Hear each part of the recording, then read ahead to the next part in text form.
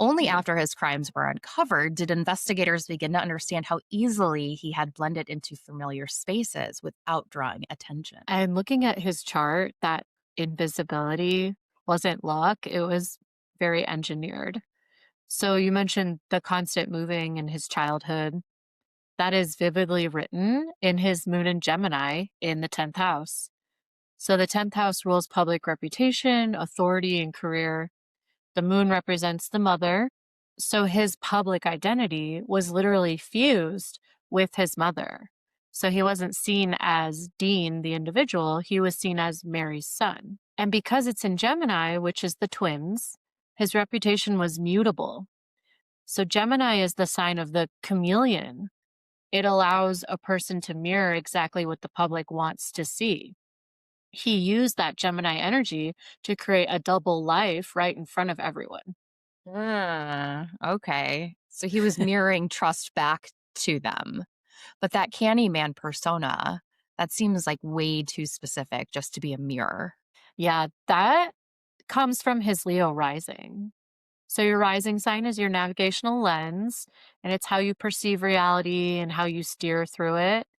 Leo is warm, generous, and theatrical. So his lens was tuned to being the benefactor or the big brother type. He navigated social situations by being the guy with the treats or the guy who gives rides. Hmm. But then there's layers beyond that, right? So the planet that rules Leo is the sun. So the sun is his chart ruler. Whatever your rising sign is, the planet connected to that sign is your chart ruler. And that's the captain of your ship, basically. So when we look to where his sun lands in his chart, his sun is located in Capricorn in the 5th house, which is naturally ruled by the sun. So that's a good placement for the sun. But the sun doesn't necessarily shine its brightest in the way it wants to in Capricorn. And Cap ruling his 5th house is a contradiction as well. The 5th house rules children, play, and pleasure. And Capricorn is ruled by Saturn, the planet of industry, work, and control. So while his lens, which is Leo, was warm, the vitality of his life, his sun in Cap, was cold and industrial. So he turned children, which is 5th house, into his business, which is Capricorn. He industrialized his access to them. Oh my God.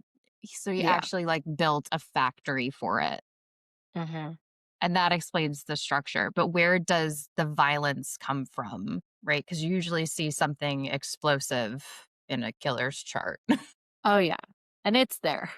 It is like the explosiveness in his chart is being compressed by a T square. So a T square is a pressure cooker pattern. It's made up of an opposition and two squares. And his is textbook for a predator.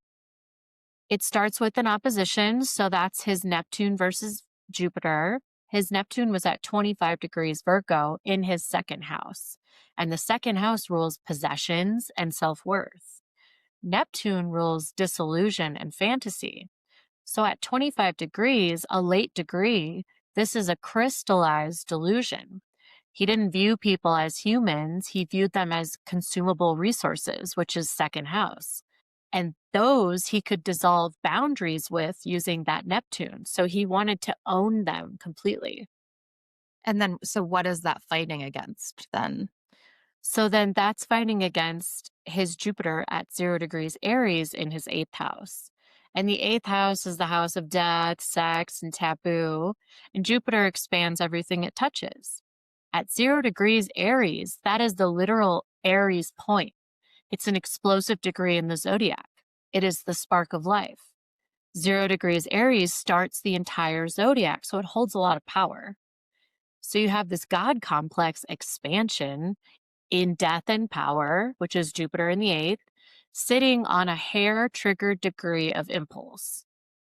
And all of that pressure, the fantasy of possession, which is Neptune, and the urge for death, which is Jupiter in 8th, slams into the apex planet, which is where all that pressure goes, and that's his sun in Capricorn. Oh my God.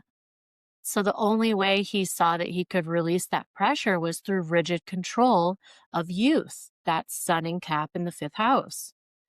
And because his sun is at 2 degrees, which is an early degree, he was learning how to build this structure in real time. And as he got older, the T square hardened. He built the candy shop, the van, the parties. All of it was just a Capricorn container to hold that explosive Jupiter energy. So that structure wasn't to keep him safe. It was to keep that explosion contained until he was ready. Exactly. And then one final piece, he has Mars in Pisces in the eighth house as well. Mars is action and drive. Pisces is fog and disillusion. So the eighth house is secrets. Mars in Pisces doesn't scream, it seduces, it drugs, it lulls you to sleep. It's the silent violence. So this placement allowed him to commit horrific acts without ever raising his voice. The violence part was the dream, which is Pisces, that he was constructing. So it explains why he could be a monster at night and a quiet shopkeeper in the morning. His Mars knew how to hide underwater.